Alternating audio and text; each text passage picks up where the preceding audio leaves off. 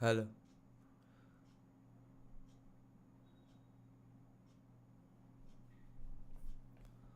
Hello. Yeah, everything seems to be all working.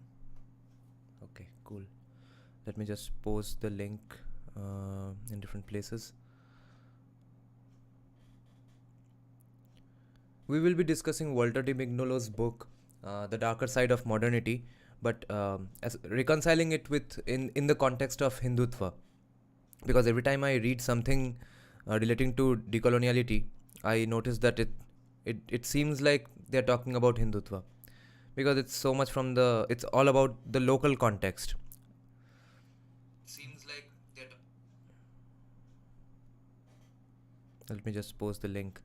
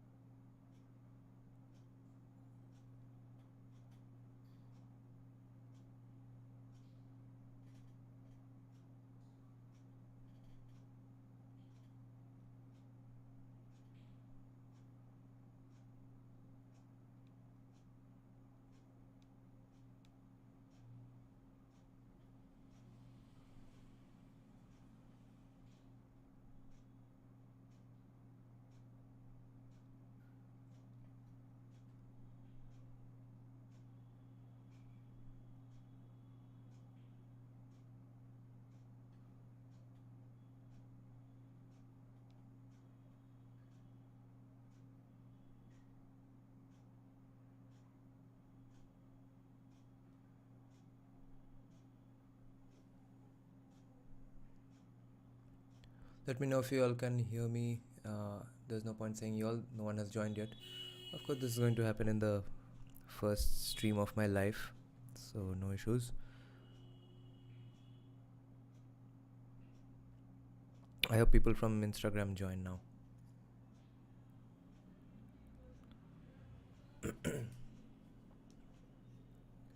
Okay, I'll start. Let's see if I can share the screen. All seems to be working. If you all can't hear me, or if the volume is too low, let me know. Hello.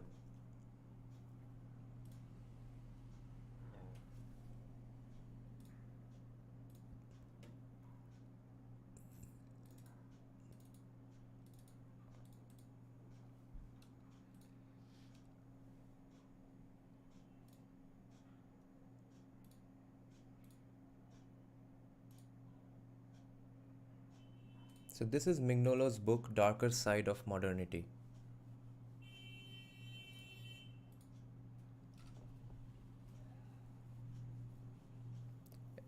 If someone joins, let me know. Oh, all audible, perfect. Thanks. What's your name? Tell me your real name so that I can converse with you.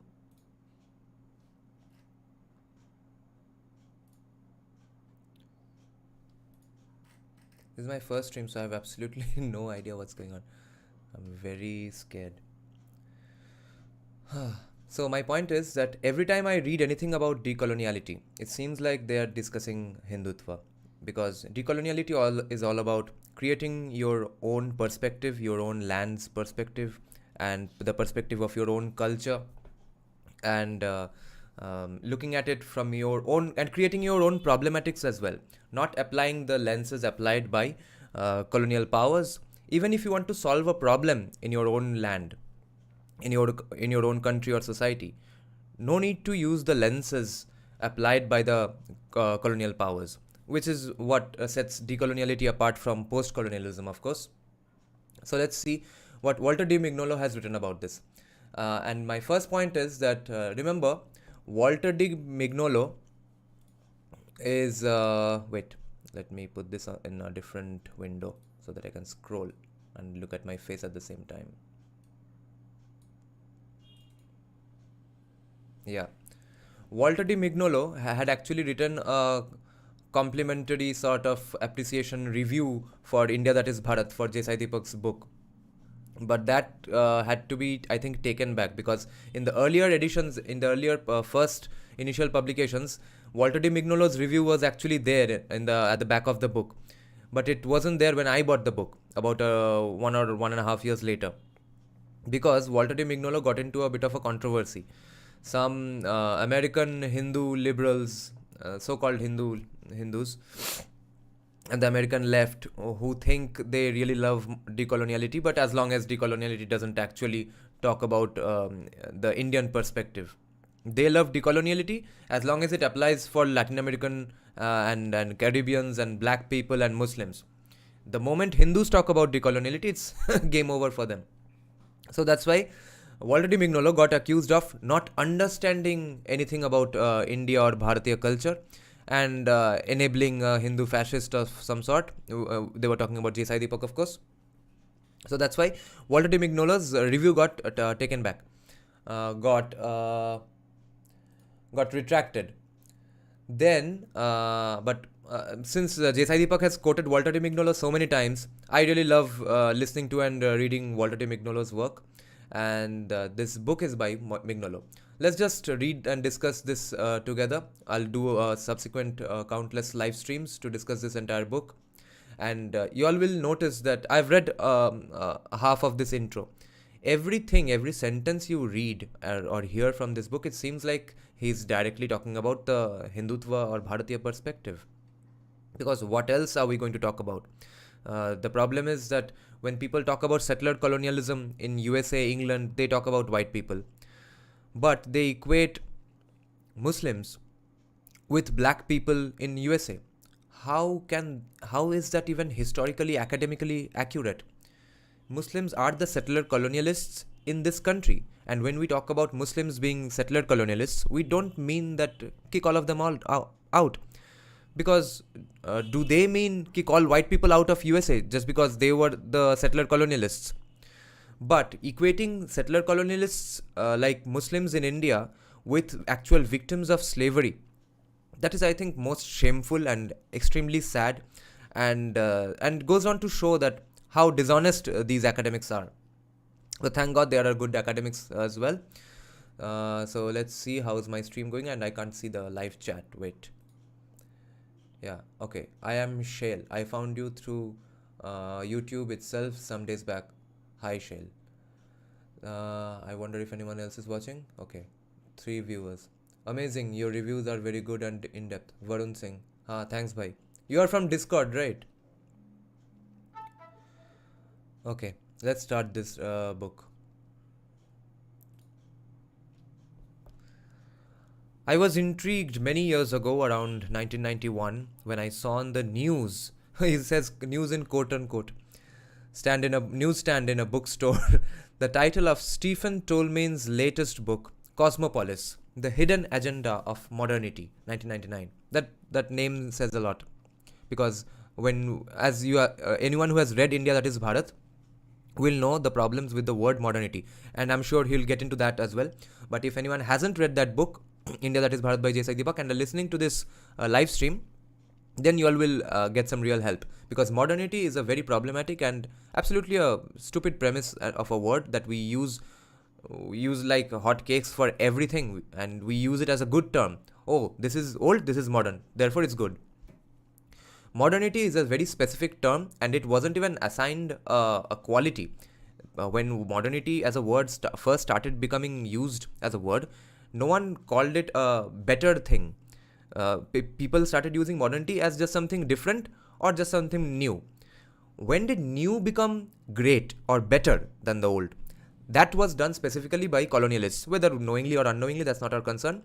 But with their hands, through their actions, that's when we started calling everything that we did in the past bad, and therefore, so as an extension, everything that's happening now as a modern thing, as a newer thing, is definitely better, without any reading, learning, or charcha of what we were actually in the past or what we did in the past. What were our good actions and achievements, or our flaws?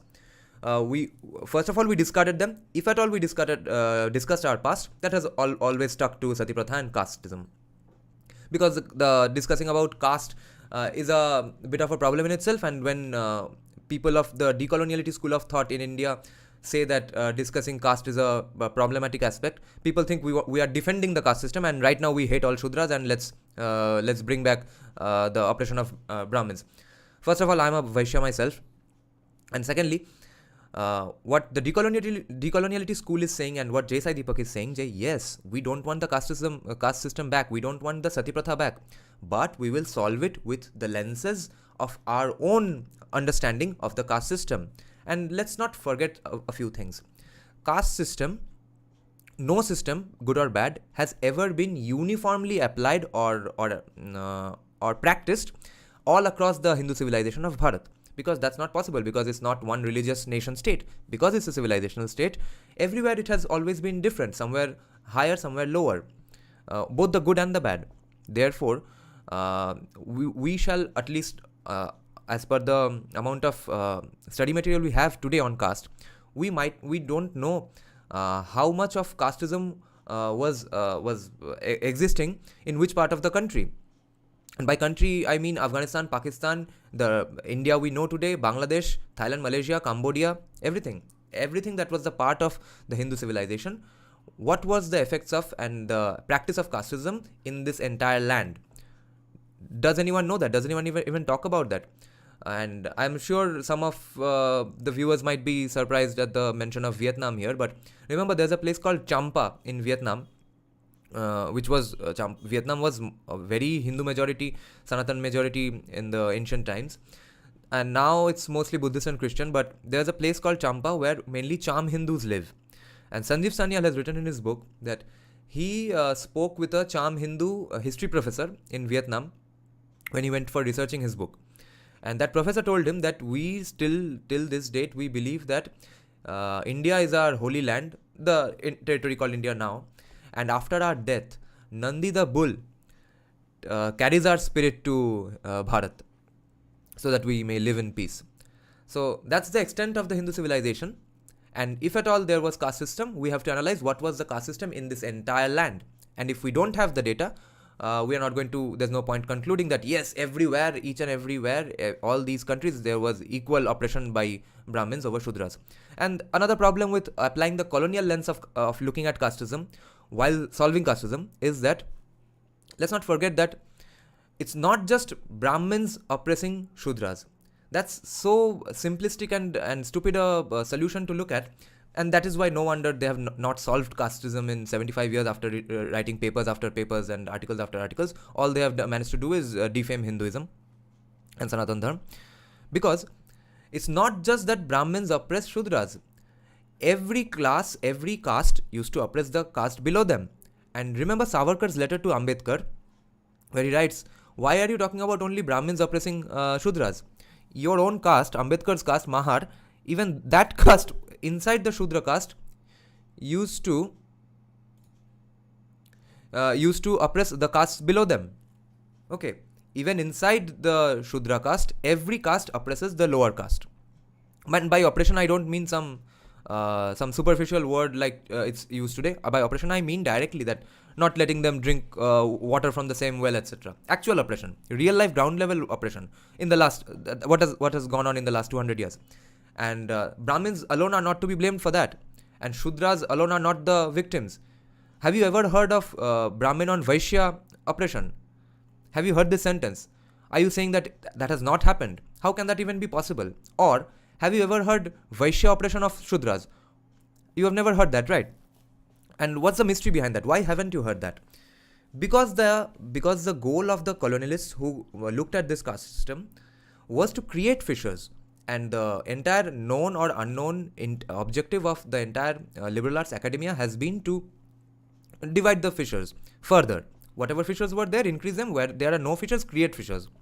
That's the only problem with looking at casteism from the colonial lens. That's my entire objective and the decolonial school of thought's objective about Indian caste system. We hate the caste system. We don't want the caste system to exist. And in my personal opinion, only Hindu unity and free markets can solve this issue. But in solving that, we are not going to look at it from the lens of colonialists, the people who created this problem and increased the fissures, we are not going to use their solutions and their lenses. We are going to use our own lenses and our own solutions. Remember, Sai Deepak has said this repeatedly. The king of Travancore in 1936 made a huge survey and campaign in his kingdom to abolish untouchability in temples, to allow everyone to enter in temples, long before anyone else thought of it in the mainstream. So our reforms happen from our own communities. We don't need Western lenses to solve our problems. That's the main thing you have to remember when discussing casteism from the decolonial lens in Bharat. Let's see what the comments are. Amazing. Have you ever reviewed Rajiv Malhotra's book? I intend to read his new book, Snakes in the Ganga. I just have too many books already. Yes, bro, I read whole Decoloniality. Yes, bro, there is a stark difference between westernization and modernity. Purva Paksha, they told us primitive, yeah. And let me tell you one more thing about westernization. There's a decolonial scholar called Ramon Grosfoguel, whom Sai Deepak also has quoted countless times in the book. There's a lecture you will find of Ramon Grosfoguel where he says that in the very sentence of his speech, he says, how did we get here? That is my question, that how did we get here that we have westernized universities all over the world? And he says, I'm not talking about Western universities. I'm talking specifically about westernized universities, by which I mean, I'm quoting him. I remember the exact sentence because it was so clear and stark and shocking and so accurate. He says, you go to any university in the world, you go to Singapore, New Delhi, New York, England, Paris, you open the door of the classroom of a sociology class and you go in and you see literature and material being taught written by males of just 5 countries: Germany, USA, England, France, and Italy. 5 countries and 1 gender. That represents about hardly 12% of the world. He says, why would you discuss an entire discipline, an academic discipline, an entire subject based on the writings of just this 12% of the population of the world? They don't represent the entire world. So bring up your own lenses. Discuss your own perspectives. Stop using their lenses. Screw their lenses. Bring up your own views. And when people in India, liberal arts academics and Marxists bring up their own views, it cannot be taken seriously because, first of all, they are deliberately using the term Marxist, and Marx is not an indigenous Bharatiya perspective scholar. In fact, Marx hated Bharatiya culture. So there's one German guy there, and other than that, they'll always use post-colonial lenses to analyze everything, every problem in Bharat. So there's a British lens and there's a German lens in everything that liberal arts academics and most sociologists say. Basically, every sociologist in India says that. And so the only decolonial scholar we have inside India is a goddamn lawyer, Sai Deepak. And S.N. Balagangadhara lives in Belgium, so we can't really count him as an Indian here. But he, of course, does work from the Bharatiya perspective, so no disrespect to him, of course. And the comment says, your invitation link in Discord shown invalid, please send once more. Okay, yeah, I'll do that after the live stream, okay. Another person was also saying, there's some, I didn't know that Discord links get expired. So let's get on with this book now. I was intrigued many years ago so he finds this book called Walter D. Mignolo, who wrote a good review for Sai Deepak and had to later redact it because of Western pressure, that Cosmopolis, the hidden agenda of modernity. I went to a coffee shop across the street from Borders in Ann Arbor, Michigan, and devoured the book with a cup of coffee. What was the hidden agenda of modernity? What's the problem with the word modernity? Was the intriguing question. Shortly after that, I was in Bogota and found a book just published, Los Conquistados, 1492 y la Población Indígena de la Americas, edited by Heraclio Bonilla. Okay, remember 1492 is an important year for the study of coloniality, at least European coloniality, because that's when Christopher Columbus sent out in his voyage to discover the new world with the blessings of the Pope. where, by the way, they mention India repeatedly. So when Saif Ali Khan says there was no India before 1947, that's hilarious because they were discussing it in 1492. The last chapter of that book caught my attention. It was by Annibal Quijano. Annibal Quijano is the guy who came up with this idea of decoloniality. He's the father of decoloniality, so to speak, of whom I had heard but with whom I was not familiar. The essay, also later published in the journal Cultural Studies, was titled Coloniality and Modernity Rationality.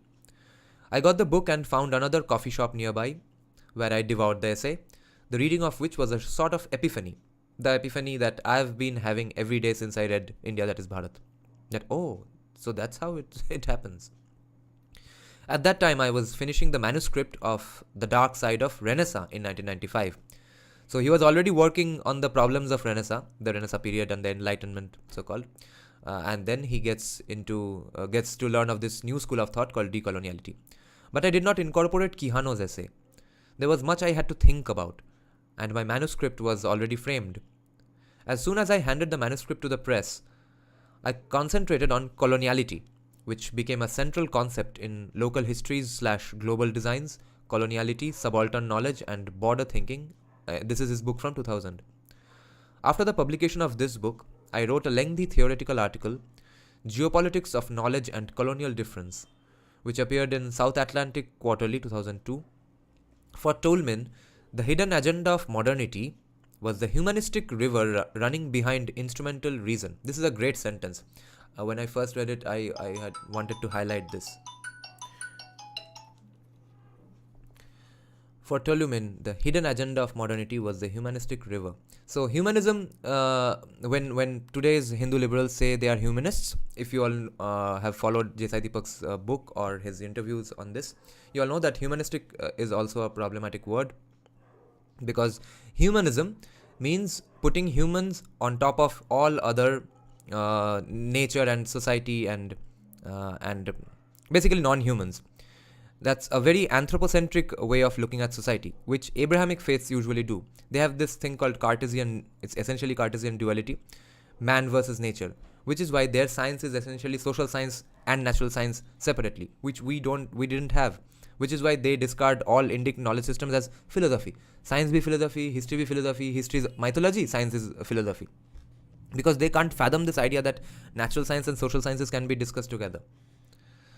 For Tolman, the hidden agenda of modernity was the humanistic river running behind the instrumental reason. Reason, what colonialists and Europeans mean when they use the word reason, is also very problematic in the context of Bharat, because all of these words, all words, every word that you use comes with a lot of premises. Because let's say when you use the word dog, you mean a particular animal with 4 legs. Now, what if dog meant something else in India?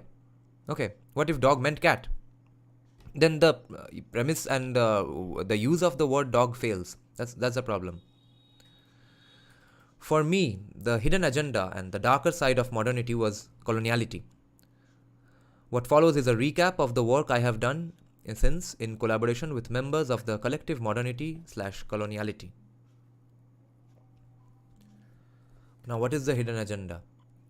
Coloniality, as I explained in the preface and hinted at in the previous paragraph, was a concept introduced by the Peruvian sociologist Annibal Quijano, the father of coloniality, in the late 1980s and early 1990s, that I further developed in local histories/global designs and other publications that followed.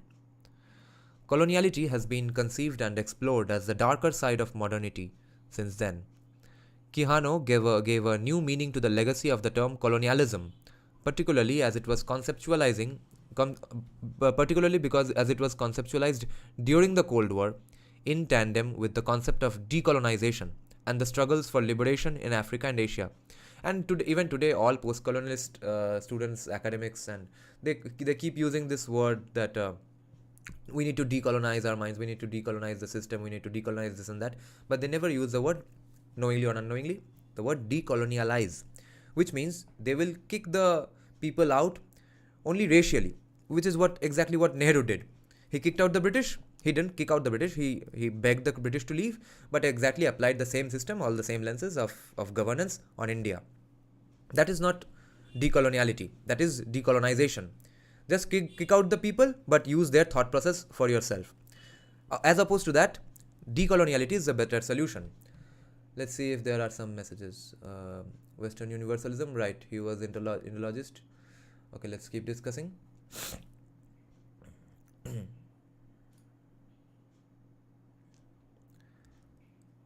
Quijano gave a new meaning to the legacy. Okay, coloniality names the underlying logic of the foundation and unfolding of Western civilization from the Renaissance to today, of which historical colonialisms have been a constitutive, although downplayed, dimension. How Western civilization birthed from Renaissance and the Enlightenment era. The concept as used herein and by the collective modernity coloniality is not intended to be a totalitarian concept, but rather one that specifies a particular project, that of the idea of modernity and its constitutive and darker side, coloniality. Coloniality is the darker side of modernity, according to Mignolo, that which emerged with the history of European invasions of Abhijit, Tawantinsuyu, and Anahuac. These are in South America. The formation of the Americas and the Caribbean, and the massive trade of enslaved Africans.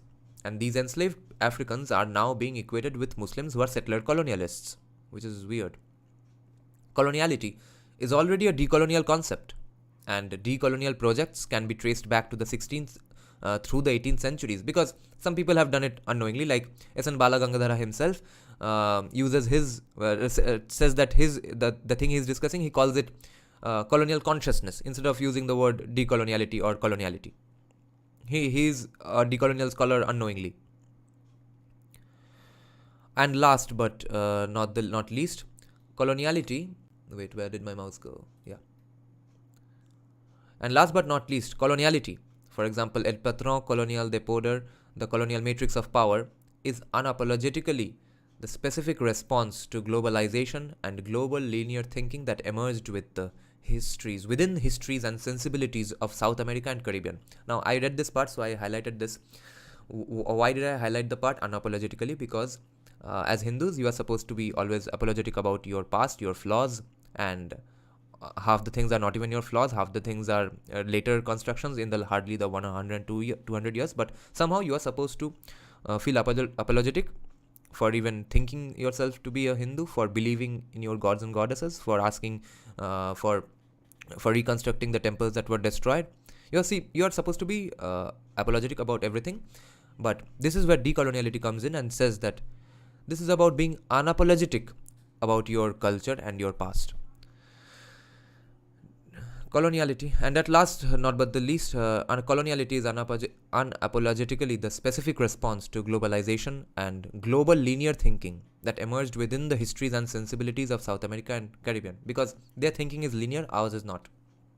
Ours is multidimensional thinking. It is one project that does not pretend to become the project. This is a beautiful sentence. For post-colonialists and Marxists who pretend to hate the British and talk about oppression, etc., their project, that project becomes itself the project that, okay, let's be Marxists, let's be post-colonialists, and therefore not solve any problem, just keep pretending, happily call yourself a Marxist, and that's the end of your achievements. That's not what decoloniality wants to do. Thus, it is one particular option among those that I call here decolonial options. More straightforwardly, the argument that follows takes as its core the colonial matrix of power, and as such, the argument is one among several decolonial options at work. We will go to the afterword later. The basic thesis in the specific universe of discourse, as just specified, is the following. Modernity, as we know it, is a complex narrative whose point of origination was Europe.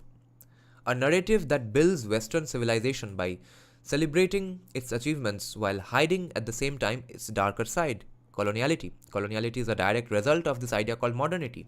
So stop calling everything new good, or calling everything modern as good or better. Coloniality, in other words, is constitutive of modernity. There is no modernity without coloniality. What an important sentence. Every time you use the modernity, it automatically implies that you are a colonialized person and you are applying a colonialized lens to the thing you are talking about. Hence, today's common expression, quote unquote, global modernities, implies global colonialities, in the precise sense that the colonial matrix of power is shared and disputed by many contenders. If there cannot be wait, I can't find yeah. If there cannot be modernity without coloniality, then there can neither be global modernities without global colonialities. Consequently, decolonial thinking and doing emerged and unfolded from the 16th century as responses to the oppressive and imperial bent of modern European ideals projected to and enacted in the non-European world. However, as it was pointed out in the preface, the awareness and the concept of decolonization as a third option to capitalism and communism materialized in the Bandung and non-aligned countries conferences. This is an interesting perspective that they are neither these decolonial scholars, they are neither aligning themselves with capitalism and neither with communism. We all know what the problem with communism is, but what's the problem with capitalism? First and foremost, or the only problem might be its view of nature, because even we had capitalism. We had a great flourishing market. We had thriving economies in Bharat in ancient times, and we had great wealth production. We were not a poor country, but we didn't require the capitalism of today to do that. We had respect for nature. We did not destroy nature to do that. But why did their capitalism do that? Because their capitalism is based on Abrahamic epistems, which sees nature as just a resource to exploit, which we don't, and therefore we can have a different kind of capitalism. And I have an article called Sanatani Libertarianism for exactly this reason, which I have sent to Up India. I don't know when they will publish it, but even if they don't, I'll probably send the link, post it somewhere else, and if people want to read it. And just as a reminder, go to my description if you want to make a financial contribution to this effort here. My UPI ID is given there. It's called Nirajan Shaha 83 at OK HDFC Bank. Okay, let's get on with it. So that's why they are not aligning themselves with capitalism, neither communism. This is the scenario of the transformation from a polycentric and non-capitalist world before 1500 to a monocentric and capitalist order from 1500 to 2000. This is a very important concept. Before 1500s, before the advent of West European colonization, it was more or less a polycentric approach. Regardless of Abrahamic colonizations and their invasions, there still was place for different ideas, because remember, if you did survive Abrahamic invasions like Bharat did, then there would be no problem. If you were able to win the battle on the ground, on the war field, after that you would be safe, because because Muslim invaders never got in to meddle with your knowledge systems or with the education of your children. That was specifically started and done by European colonizers. Therefore, with European colonizers, the war was two-pronged. You have to fight them on the ground as well as fight their episteme, because they are trying to gobble up your mind. That's not what Abrahamic faiths were, that's not what Muslims were doing. Whatever coloniality we have from the invasions of Muslims, that's only as side effects, not their direct intentions. For example, we use so many Urdu words, etc. They were not going around asking your kids to study in Urdu schools. That happened because of other avenues like media, etc. And whenever someone rules over you, you obviously end up looking at them as something greater, and therefore that becomes the aspirational model, which is why after so many years of Islamic rule, Urdu has become the thing to look up to, and especially in Bengal.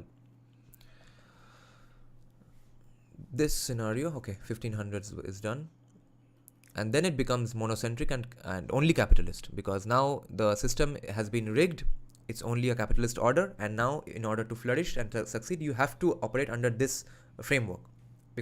And that is why now when communists and socialists say, see, there was so much respect for nature, etc., therefore capitalism is bad, that's a problem, because even their solution, the reason they are saying those things, is based on the lenses of the West and Germany, because of Karl Marx. We have to use our lenses to solve these problems, because we cannot right now go communist and socialist and not compete in the world order. We cannot do that because we are unknowingly or unknowingly, ichha se or against our wishes, we are in this system, right? In when we have participated in the game, then we cannot go in and change the rules. We have to play the game for long enough, win the game, and then we can change the rules. Right now we are just entering into the game, and now we can't expect the rules of the game to change. We have to play according to the rules set by them since the 1500s. Let's see if there are any comments, because that's in a different window. Marx, in his writing in New York Tribune, justified British. Yeah, that's what he did. And there's a great Bengali sociologist woman called Bula Bhadro. She is a sociologist from Calcutta University.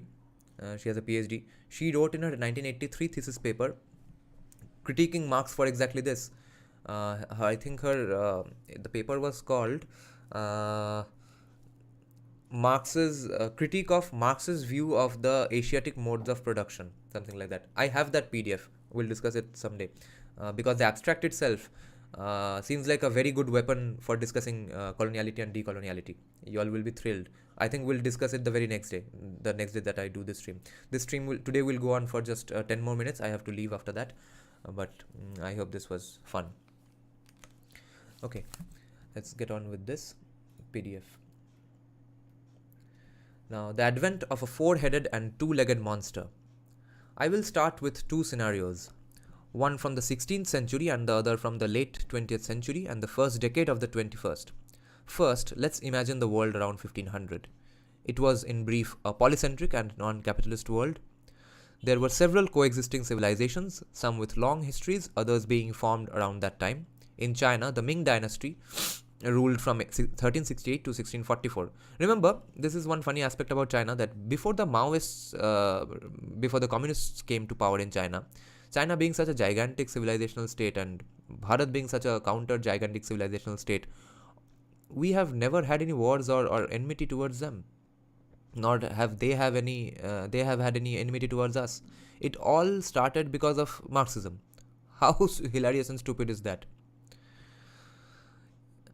China was a center of trade and a civilization with a long history, and now you will see some examples of how decolonial scholars themselves ignore the past of Bharat, India, and they invisibilize us.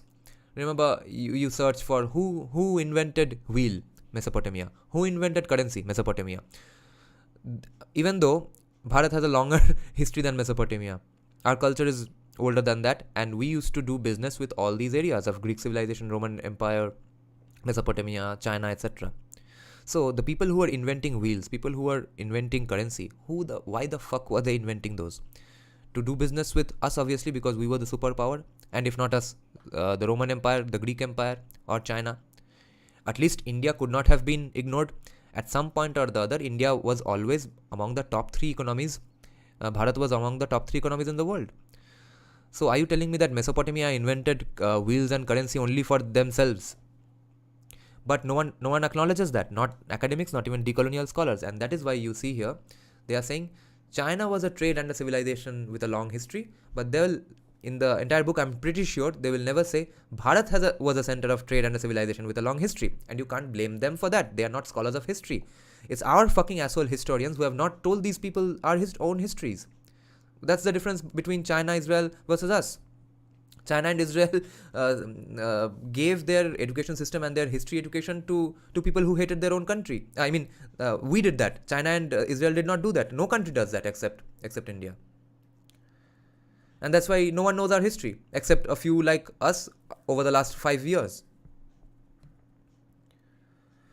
Around 200 BC, the Chinese Huang Dynasty, often wrongly called the Chinese Empire, coexisted with the Roman Empire. And guess who else coexisted with them? Bharat. But they never mention it because they don't know.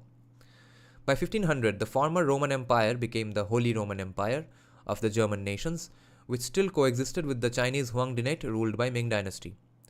Out of the dismembering of the Islamic Caliphate formed in the 7th century and ruled by the Umayyads in the 7th and 8th centuries, and by the Abbasids from the 6th to the 13th centuries, in the 14th century, 3 sultanates emerged. The Ottoman Sultanate in Anatolia, with its center in Constantinople, which magically became turned into Turkey. I wonder why. The Safavid Sultanate, with its center in Baku, Azerbaijan, and the Mughal Sultanate, formed out of the ruins of the Delhi Sultanate that lasted from 1206 to 1526. So, look at this hilarious thing. A decolonial scholar is acknowledging India from the start of Mughals, not before that. The Mughals, whose first sultan was Babur, descendant of Genghis Khan and Timur. Genghis Khan, who was not a Muslim himself, and he made such an aspirational model for Muslims that they started using the word Khan. Otherwise, Khan is not a Muslim surname. Extended from 1526 to 1707. By 1520, the Muscovites had expelled the Golden Horde and declared Moscow the third Rome. The history of the Russian Tsarate began when Tsars came to power. That's the Tsarate. In Africa, the Oyo kingdom, around what is today Nigeria, formed the Yoruba nation, was the largest kingdom in West Africa encountered by European explorers. The Benin and the Oyo kingdoms were the two largest in Africa. The Benin kingdom lasted from 1440 to 1897 and the Oyo from 1400 to 1905. Okay, he's specifically, to be fair, he's specifically discussing these timelines because he wants to bring into perspective the advent of coloniality, which started in 1492. But of course, no decolonial scholar in the West has ever talked about Middle Eastern coloniality, for which I think Sai Deepak is the first human being on earth to talk about Islamic coloniality. The Benin kingdom lasted, last but not least, the Incas in Tawantinsuyu and Aztecs in Anahuac were both sophisticated civilizations. So everyone was sophisticated civilizations, everyone had long histories except Bharat. By the time of the Spaniards' arrival, what happened then in the 16th century that would change the world order, transforming it into the one we live in today? The advent of modernity could be a simple and general answer, but when, how, why, and where? In the second scenario, at the beginning of the 21st century, the world is interconnected by a single type of economy, capitalism, and distinguished by a diversity of political theories and practices. Dependency theory should be reviewed in the light of these changes, but I will limit myself to distinguish two overall orientations. On the one hand, globalization of a type of economy known as capitalism, which by definition aimed at globalization from its very inception, and globalization means hum sab equal hai, all religions are equally good, all religions are equally bad, all cultures are same, there's no diversity, there's no hierarchy, because they want to see everything from a monochromatic lens. They hate vividhata. But now they will teach us of diversity, of course. On the one hand, globalization of a type of economy known as capitalism, which by definition aimed at globalization from its very inception, and the diversification of global politics are taking place. On the other, we are witnessing the multiplication and diversification of anti-neoliberal globalization, for example, anti-global capitalism movements, projects, and manifestations, most of which are Marxist and neo-communist socialists. With regard to the first orientation, China, India, Russia, Iran, Venezuela, and the emerging South American Union have already made clear that they are no longer willing to follow unidirectional orders coming from the International Monetary Fund, the World Bank, or the White House. Behind Iran is the history of Persia and the Safavid Sultanate. Behind Iraq, the history of the Ottoman Sultanate. The past 60 years of Western entry into China, that is Marxism and capitalism, has not replaced China's history with the history of Europe and the United States since 1500. Well, because they didn't hand over their education system and history education system to people who hate their country and civilization. Nor has that occurred in India, although he doesn't get into specifics of the length of India's history. On the contrary, Western encroachment has reinforced China's aim for sovereignty. Post-national is a Western expression that conveys the dreams of and desire for the end of nation-state boundaries and opens doors to free trade. But in the non-European world, post-national means the affirmation of an identity that preceded the birth of nationalism in Europe and its dispersion around the world. This is where Hindu Rashtra, Bharatiya civilizational identity, Hindutva, Hinduism, all that comes into play, Sanatan Dharma, and the Dharmic civilizational awakening, Dharmic civilizational state, all those concepts are hidden in this one sentence. Notice this. Let's read this sentence once again. In the non-European world, post-national means the affirmation of an identity that preceded the birth of nationalism in Europe, because our identity preceded the birth of nationalism in Europe, and its dispersion around the whole world. Nationalism is one form of identification and confronting the homogenizing forces of globalization, which I just said. Everything is equal, everyone is equally good, everyone is equally bad, all cultures are same, your God is same, my God is same. All that stupid nonsense. Globalization has two sides. That of the narrative of modernity and that of the logic of coloniality. Those narratives engender different responses. Some are being described here as de-westernization and others as decoloniality. Post-nationalism in the West means the end of nationalism, while in the non-European world, it means the beginning of a new era, in which the concept of nationalism serves to reclaim identities. Therefore, see, when dumbass post-colonialists and Marxists tell us that nationalism is a bad word, nationalism is equal to fascism, nationalism is equal to jingoism, listen to what a decolonial scholar is saying. In the non-European world, nationalism itself means reclaiming identities. And what does reclaiming identity signify? And why is this phrase important? Reclaiming identity means that we have lost a part of our identity. We have lost something and therefore we are reclaiming it. And this seems obvious to anyone who is a viewer of my channel because all of us are agreeing on this aspect. But I'm harping on this repeatedly because, see, this is the academic view on this subject. We are supposed to use nationalism to reclaim our identity that we lost. This is the entire point of this live stream, because we are going to discuss the academic theories behind the views we hold, and instead of just hating and shouting at people, which I also do most of the times, but just to be calm and hold an academic discussion as well, we are going to discuss this book. In the non-European world, it means the beginning of a new era in which the concept of nationalism serves to reclaim identities as the basis of state sovereignty. I have to highlight this, and this is where we'll end the stream. Basis of sovereignty. What is our sovereignty going to be based on according to the decolonial school of thought? On the idea of reclaiming our identity. And what is our identity? Hindutva, Sanatan Dharma, Hindu civilizational state. And why isn't Islam included in that? Because they are settler colonialists, which does not mean we will kick them out, but we will acknowledge that they are settler colonialists and they have done some bad things here. That's just the end all be all of it. Let's close this. It might not be saved. I wonder why it might not be saved. Okay, screw this. I'll decide this later. And let's see if any more comments have come in. Okay, yeah, that was done.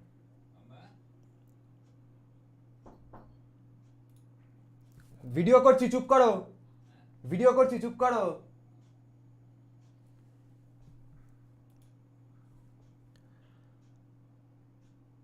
Okay, let's end the live stream now, and we'll get to this book in subsequent live streams as well, hopefully every day. I'll try to do this as frequently as possible. This was fun. We'll discuss this entire book and learn the academic perspectives behind decoloniality. We have already read in that is Bharat. If you have read it, great. We'll get to the books that Sai Deepak read while writing that book. And if you haven't read India That Is Bharat, we'll get to the core academics behind the idea of decoloniality and see how obviously it seems like they are discussing Hindutva. Hindutva is decoloniality.